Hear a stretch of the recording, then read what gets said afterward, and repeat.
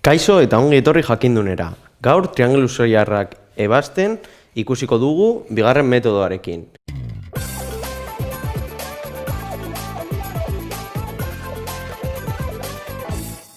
Ikusten dugunez, hemen daukagu triangelu zoilar bat. Hau da, ez dago angelurik 90 gradu dituenik. Orduan, aurreko bideoan ikusi genuenez, bi alde ezagututa eta angelu bat ezagututa ebatzi genituen faltatzen ziren beste datu guztiak. Baina kasu honetan ezagutzen dugu alde bat eta bi angelu. Eta hiru datu horiekin arbelean ikusten ditugun datu guztiak lortuko ditugu. Hau da, zeta, a, isa eta i eta altuera. Horretarako nola egingo dugu? Lehenik eta behin zerbait proposatu behar dugu. Orduan, fijatu behar gara eta hemen daukagu angelua eta alboko aldeak ez ezagunak dira. Eta hemen berdin, alboko aldeak ez ezagunak dira. Eta kontrako aldea, bai. Orduan, egingo duguna izango da hurrengoa. Zer daukate komunean bi triangeluak? H. Orduan, lortu behar dugu erlazio trigonometriko bat H hemendik atera ahal izateko. Orduan, egingo duguna izango da, zer erlazionatzen dugu H-rekin? Adibidez, tangentea erlazionatzen du kontrako aldea eta alboko aldea. Orduan, egingo dugu hori, tangenteen arteko erlazio bat. Orduan, jarriko dugu hemen. Tangente 43 izango da, zer izango da? Kontrako aldea, H, zati, alboko aldea, zati isa. Eta, alboko aldea zenbat izango da? Eta orduan, orain, tangente 26 egin dugu angelu batekin, orain beste angeluarekin. Tangente 28 zer izango da? Kontrako aldea, H, zati, i. Ondorioz, ikusten dugunez hemen daukagu bi elementu direla. Tangente, tangente, eta gero daukagu H, eta H, eta gero, bi aldez berdin. Orduan, zer egingo dugu? Egingo dugun izango da, isa eta iren arteko erlazio bat ateratzea. Orduan, egingo duguna izango da, hemendik H bananduko dugu, eta hemendik bai H bananduko dugu. Zer egingo dugu H banatzeko? Hemen zatitzen dagoena, biderkatzera pasatu, eta hemen berdina. Orduan, geratuko zaigu H izango dela isa bider, tangente 53. Eta hemen H izango da i bider tangente 28. Kasu honetan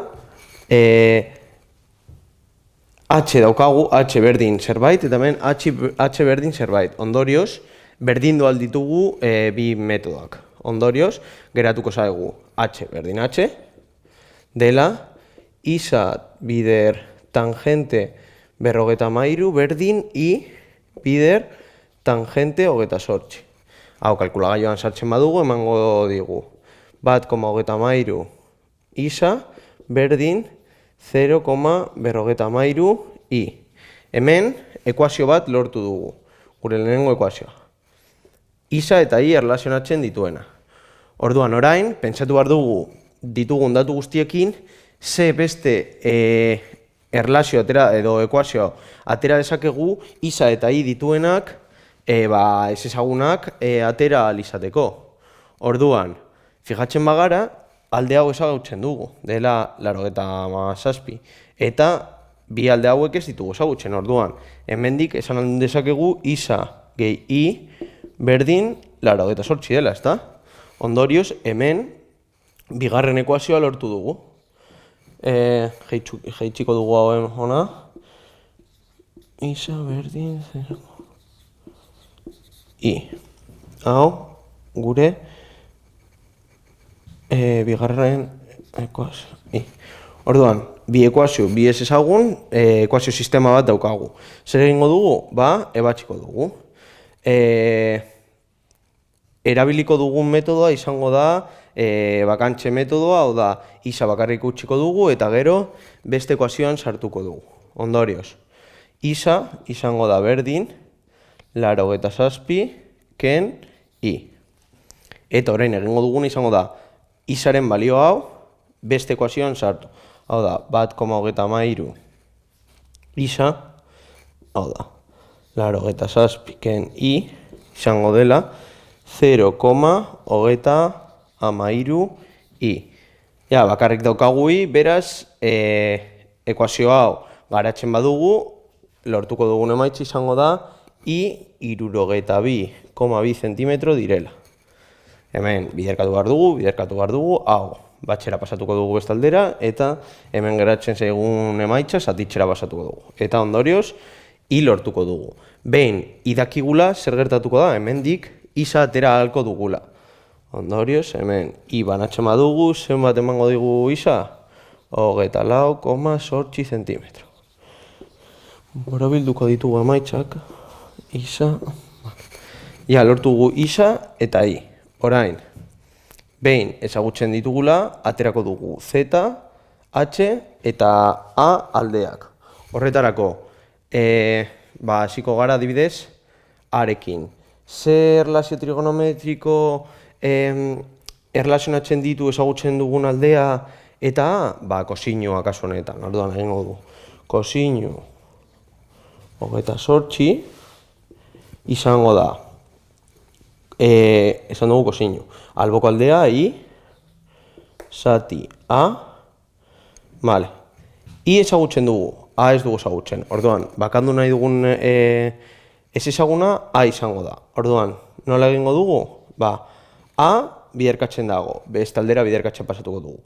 Orduan, geratuko da biderkatzen, kosinu 28rekin. Hori, zatitzera pasatuko dugu, ondorioz. A, emango digu, i, zati, kosinu 28 emango digula. Ondorioz, honen emaitza izango da, 70,4 zentimetro. A lortu dugu.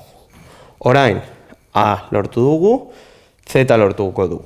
Z lortzeko, zer erlazionatuko dugu? Ezagutzen dugu alboko aldea, eta lortu nahi dugu hipotenusa. Beraz, zer erlazio trigonometriko erlazionatzen ditu alboko aldea eta hipotenusa? Kosinu berriro. Egingo dugu kosinu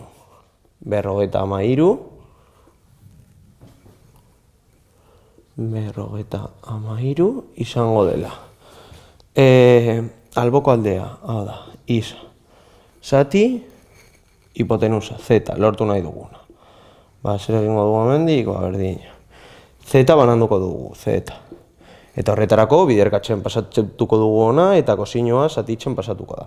Hau da, isa, zati, kosinu 53. Eta honen emaitza, emango digu, 41,28 zentimetro. Emaitza hauek guztiak kalkulagailutik lortzen ditugu, sartzen dugu isa, kasu honetan lehen lortu dugun datua dela, 24,8 zati kosinu 43, eta 41,18 ematen digu. Orduan, ja lortu dugu isa, i, z eta a, eta altuera lortu beharko dugu. Nola egingo dugu? Orain, datu guztiak ezagutzen ditugula, hainbat metodorekin lortu aldugu, egin aldugu triangelu honetan Pitagorasen teorema. Egin aldugu triangelu honetan Pitagorasen teorema. Egin aldugu angelu honekin sinua erlazionatuz, hau da, kontrako aldea. Eta angelu honekin sinua erlazionatuz. Beraz, berdin zait, egingo dugu 28 angeluarekin. Hau da, orduan, zer esan dugu erabiliko dugula, sinua, orduan, sinu 28 izango da. Kontrako aldea, h, ezagutu nahi duguna. Zati, hipotenusa kasu honetan, a. Orduan, h bakandu nahi badugu, a zatitzen dagoela, biderkatzera pasatuko dugu bestaldera. Ondorioz geratuko zaigu, h izango dela. A bider sinu 28. Eta ondorioz, h-ren emaitza, 33,05 zentimetro izango dira. Eta honekin, ez ezagun guztiak atera dugu. Z, A, H altuera, I eta isa. Hau esan da guztia, gogoratu, sare sozialetan eta web orrian jarraitu jakindun.